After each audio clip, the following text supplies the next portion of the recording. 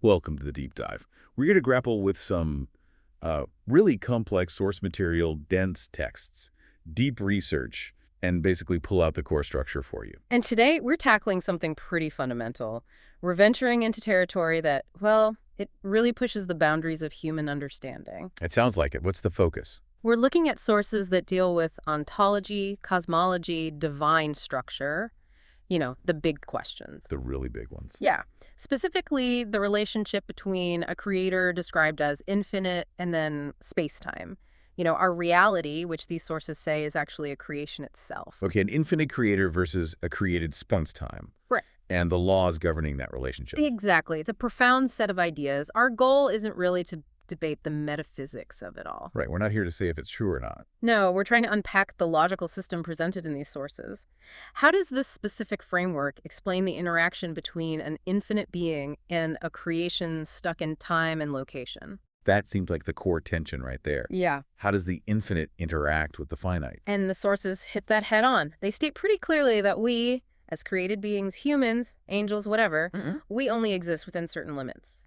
Time and space, duration and location. So our very nature limits our perspective. Absolutely. We just don't have the tools, the framework, intellectually or sensorially, to fully grasp the creator's absolute reality. Okay, let's dig into that limitation a bit. The sources mention the creator manifesting in a threefold nature. Yes, they do. But because we're locked into space-time, Yeah. we can't fully get our heads around that. Is that the idea? That's the core message. It seems to be less about us being unintelligent and more about being dimensionally restricted. We only know this reality because the creator chooses to show it to us in a way we can handle. Not because we could figure it out ourselves just by looking around. Precisely. Think of it like, imagine living on a 2D surface. You might see a cube's shadow pass over you. You can perceive the shadow, maybe understand its shape on your plane, but the cube itself, its volume, how it moves in the third dimension, that's inconceivable from within the 2D world. So we're kind of like the flatlanders in that scenario, looking at a projection of something much bigger. That's the analogy the sources seem to suggest for our relationship with the creator's reality. Which really sets the stage then for contrasting the creator's reality with ours. We experience time moving forward, past, present, future. It's linear for us. Right. But these texts define the creator as being somehow simultaneously present in every moment and every place, all at once. That's hard to imagine. It is. Because in this view, time and space aren't some external river the creator floats on. They're active creations, projects. So the creator isn't moving through time. No. The creator is, in a sense, holding time, constantly sustaining the whole show, past, present, future, simultaneously. Wow. Okay, so if space-time is just a creation, a project, that leads us straight into the first major part of this, trying to understand this creator beyond space-time, the infinite being concept. Exactly. And the sources really anchor the creator's identity in that famous line from Exodus chapter 3, I am that I am. Which we often hear, but the interpretation here is specific, isn't it? Yes. The sources emphasize an ontological translation, I am the self-existent one. The self-existent one. That feels different. It's not just I exist, It implies existence isn't something the creator has or entered into. Existence is the creator's fundamental nature. The creator simply is. the ground of being itself. You could put it that way. And this framework argues that this self-existent one chose to bring non-existent space-time into existence. So space-time wasn't there, and then the one who is decided to make it, which means space-time is contained within or dependent on that prior reality. Absolutely. It's inherently defined by the one who already exists. It's like a thought within a mind, perhaps, a subset of the absolute. Which immediately throws the scale difference into sharp relief. I mean, for us, the universe is, well, it feels infinite. Galaxies, nebulae, even the angelic realms the sources mention, they're unimaginably vast to us. To the created, yes, it feels boundless. But the sources are really clear on this point. The creator is infinitely, fundamentally greater than all of space-time put together. How much greater? To the point where one staggering claim is that the creator regards space-time as if it were not there. As if it weren't there. That sounds almost dismissive. It's not meant as dismissiveness, I think. It's presented as a statement of absolute scale and sovereignty, like how you might regard drawings you make in the sand. Okay, I see. They exist because I drew them, and I can erase them just as easily. Their existence is totally dependent on me and doesn't affect my own scale. That's the kind of relationship presented. The sources state the creator could, theoretically, create or destroy countless universes or spacetimes instantly. It's within the capacity. They reference John's gospel, saying the Father is greater than all. Exactly. Greater than the entire created order. Space-time is contingent. The creator is absolute. Okay, but then we hit that classic theological problem, don't we? Immanence versus transcendence. If the creator is so vastly bigger than space-time, how can the creator also be in it, or interact with it, fill all things? Right. How can the infinitely large be intimately near without being, well, squeezed into the finite box? It seems like a paradox. The sources offer a specific way through it. They argue the creator doesn't literally enter space-time like we enter a room. Because entering implies being contained by the room's dimensions. Precisely. The infinite can't be forced into the finite container without ceasing to be infinite in that context. Yet the texts also insist the creator isn't absent. Jeremiah says the creator fills heaven and earth. Acts says the creator isn't far from any of us. Right. So how do we reconcile fills all with cannot be contained? Yeah. The explanation given is that the creator doesn't need to enter.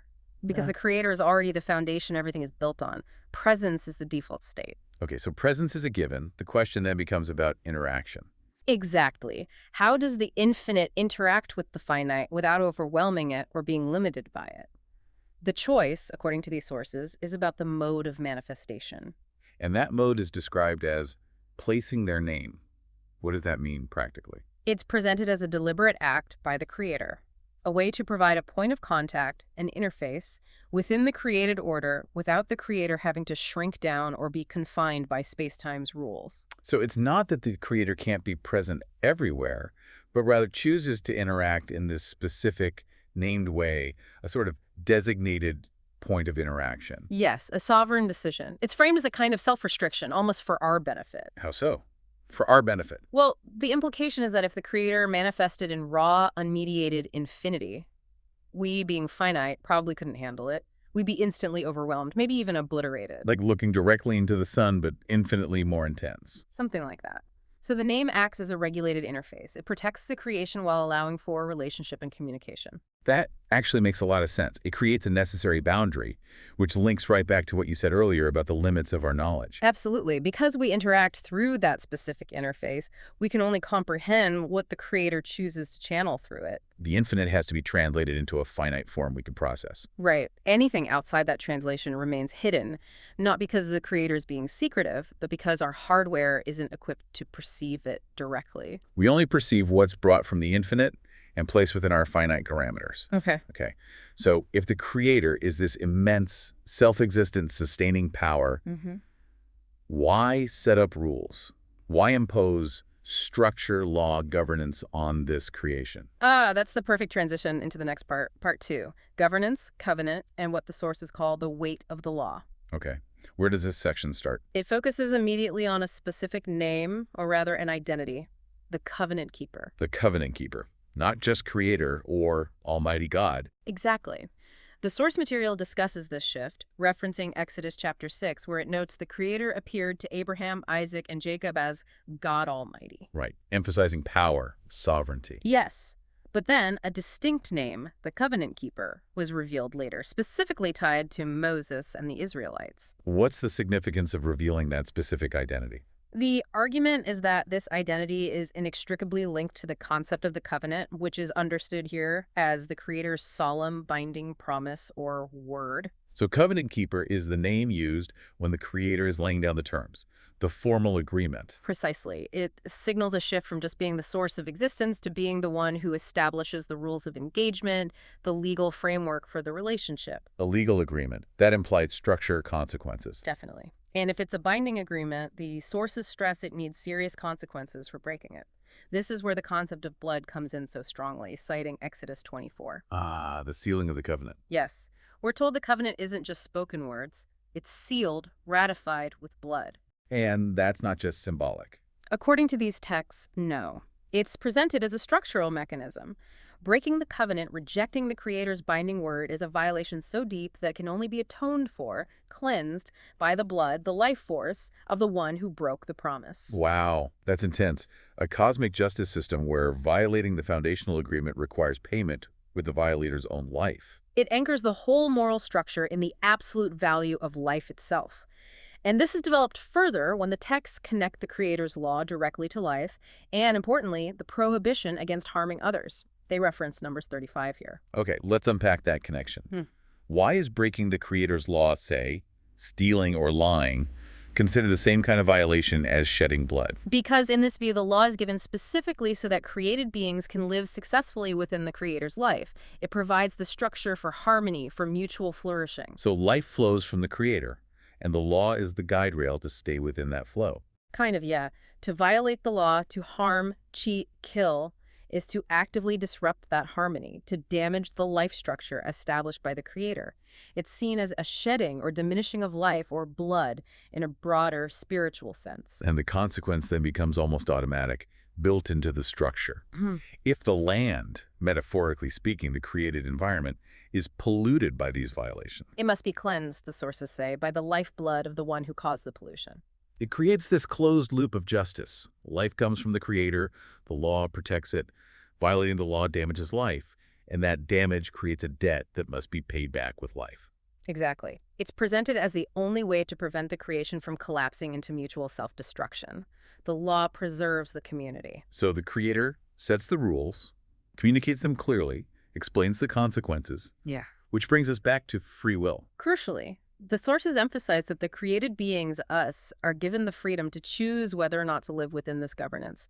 There's no forced obedience. We choose to obey or disobey. And then we receive the results based entirely on that choice. They mention Kings II here. It's not arbitrary punishment. It's presented as receiving the natural structural outcome of the decision made. You choose the path, you get the destination that path leads to. That's the idea. The system is designed so that compliance leads to harmony and life, while violation leads to disharmony, suffering, and ultimately death. The responsibility lies with the chooser. This focus on responsibility and consequences, though, raises perhaps the biggest question for any system of divine rule. How can the judgment be perfectly fair? Which takes us to part 3, divine omniscience, justice, and love. And right away, the sources establish the absolute prerequisite for fair judgment: complete and total knowledge, omniscience. Because if the judge doesn't know everything, the verdict can't be truly just. It would be flawed, maybe arbitrary. If you only have partial information, you might get it wrong. so the Creator must know everything. The texts lean heavily on this, right? Citing Jeremiah, God being near and far, filling everything, and Corinthians knowing secrets hidden in darkness. Yes, this total knowledge isn't just a cool divine power. It's presented as the essential administrative basis for just governance. Because the Creator is all-knowing, judgment can be perfectly fair and just. If even one secret motive or hidden action was missed, the whole system's claim to fairness would crumble. Precisely. Partial knowledge would inevitably lead to unfair judgments. And it's not just about knowing everything. The process matters too. The sources say judgment will be open, not secret. Yes, so that everyone involved, all created beings, can understand the Creator's impartiality. They need to see the evidence, the rationale, and recognize that the outcome perfectly matches the choices made. Transparency builds trust in the system, even when the judgment is severe. That seems to be the reasoning. But the sources push the idea of fairness even further, applying it to the law itself. How so? They argue strongly that the Creator will not, and logically cannot, enforce impossible laws. Impossible laws, you mean rules that we simply couldn't keep. Exactly. This is presented as a critical point about divine justice. The Creator only gives laws that can be kept, and crucially, also provides the necessary strength or means to keep them if the created being chooses to rely on that strength. Because if the law was impossible, or inherently unfair, then the Creator would be setting the created up for failure. It would make the Creator seem unjust, even tyrannical. We'd misunderstand the Creator's nature. it would essentially make the Creator responsible for our disobedience. So what happens, hypothetically, if the law were perceived as unfair or impossible? The sources suggest the entire social or even cosmic order would collapse. If the standard of righteousness itself is flawed or impossible to meet, Then there's no legitimate basis for judging anything. exactly. If the standard is arbitrary, how can you justly condemn any action, even something like murder? The whole structure of accountability breaks down. And without accountability, especially for violence, the creation would likely tear itself apart. Right. So the argument is, the Creator, being good and rational, wouldn't design a system destined for failure due to inherently unfair rules. Justice and a possible standard of righteousness is actually necessary to maintain existence itself. Okay, so the justice is absolute, the knowledge is total, the law is fair and possible.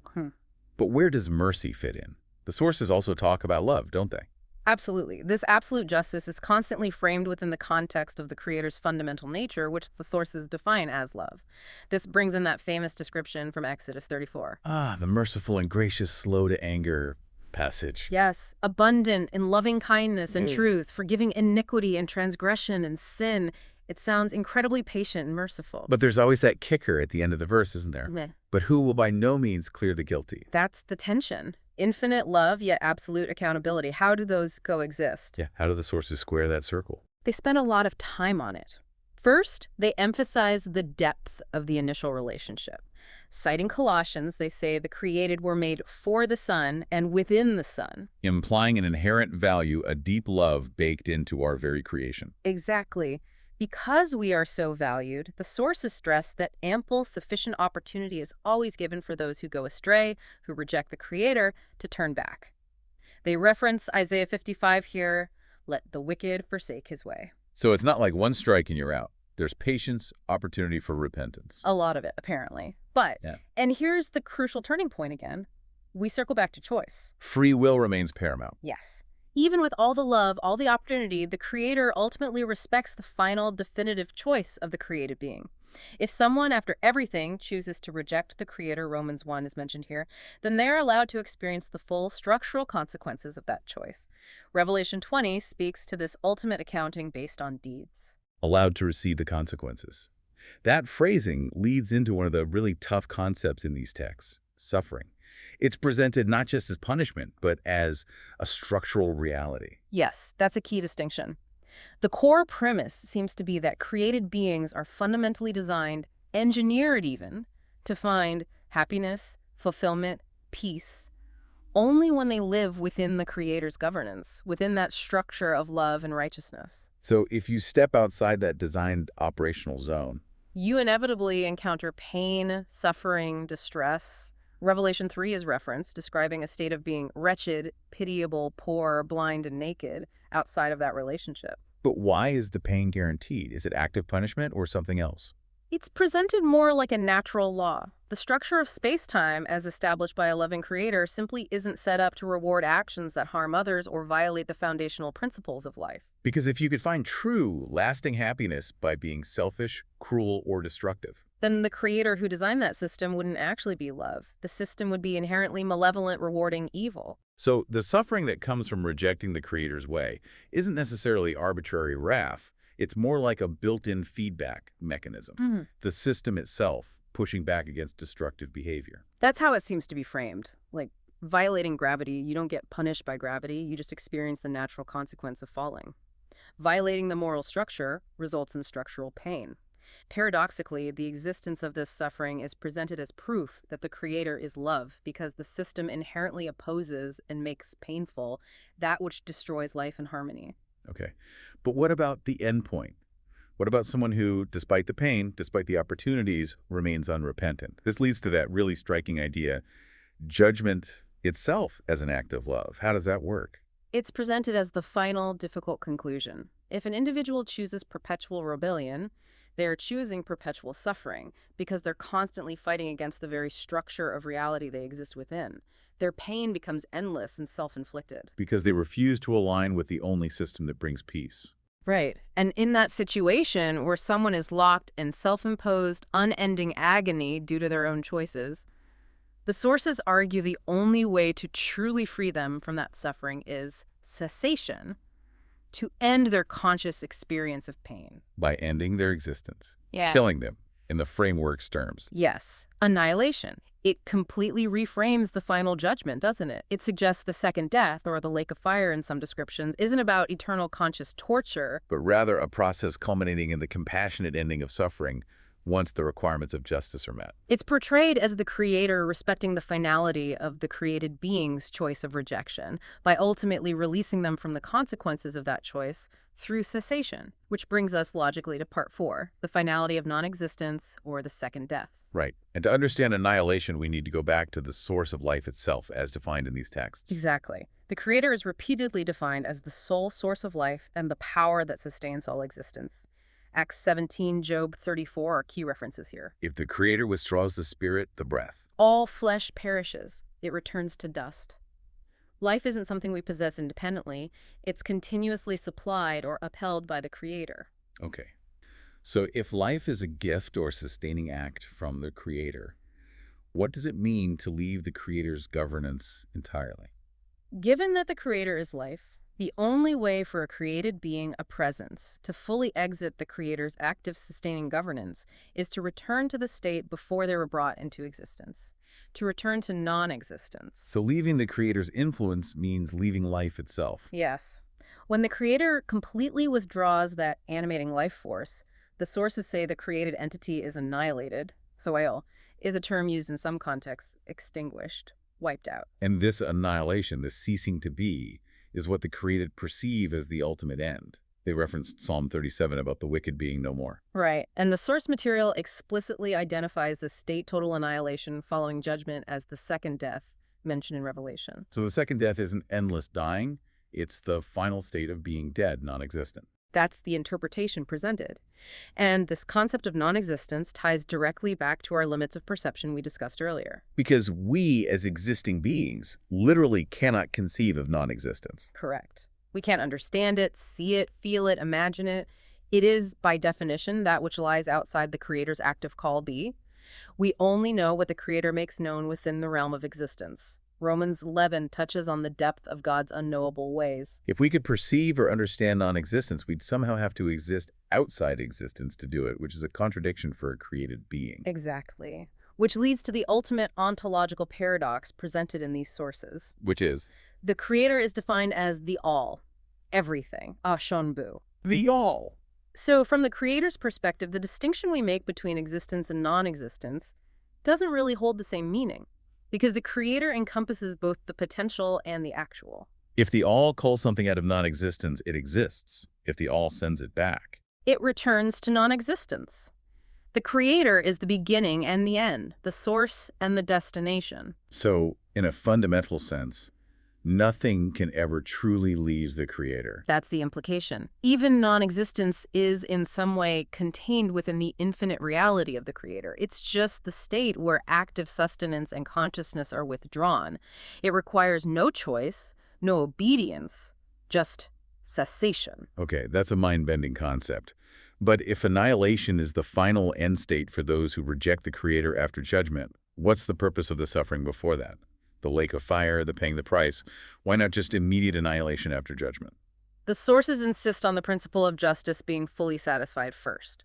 Before the final cessation, the individual must, they argue, pay the full price determined for their sins. The measure of their iniquity, as Luke puts it. Exactly. The suffering experienced, often described metaphorically with fire in Revelation, is presented as being directly proportionate to the harm caused, the laws broken, judgment according to deeds. So it's not indefinite vindictive punishment, but a finite period whose length or intensity matches the debt incurred. That's the structure described, a necessary settlement of the account with justice. The created being must experience the consequence required by the broken covenant, the damage done to the structure of life. And after that, price is fully paid. Then comes the annihilation, extinguishment, samyo, the final cessation. So the sequence is judgment, followed by a finite, just payment through suffering, followed by ultimate non-existence. That's the framework laid out. The key takeaway seems to be that the ultimate destiny for persistent, unrepentant rejection isn't eternal conscious torment, but this measured payment followed by a complete end to being. It's presented as the only way a created presence can truly exit the active governance structure they rejected. This has been, well, incredibly dense, but also remarkably structured. We've journeyed through these sources looking at the absolute infinity of the Creator. Right, this self-existent one who doesn't just exist in time and space, but actively creates and sustains them. And who then chooses to interact through specific identities, like the covenant keeper, establishing laws rooted in love. Requiring justice for violations, but always within a structure where true happiness is found only by aligning with that loving rule. And we've ended with this challenging concept of the final state for rejection. Not eternal suffering, but a return to non-existence, framed almost as a necessity of justice, and even, paradoxically, compassion once the debt is paid. It really forces you to rethink basic categories. If existence itself is entirely dependent on the creator's act of willing it, and non-existence is simply the withdrawal of that will. Does that change how we view death? Maybe not as an absolute endpoint or failure, but as a transition to a different state within the totality of the creator, even if that state is cessation. It's a profound question raised by the internal logic of these sources. And what does it mean for us, the created, that even after the full measure of justice is met, the end result for ultimate rejection is simply ceasing to be? No more choices needed, no more consciousness. What does that say about the nature of freedom and existence itself? Definitely something deep to reflect on.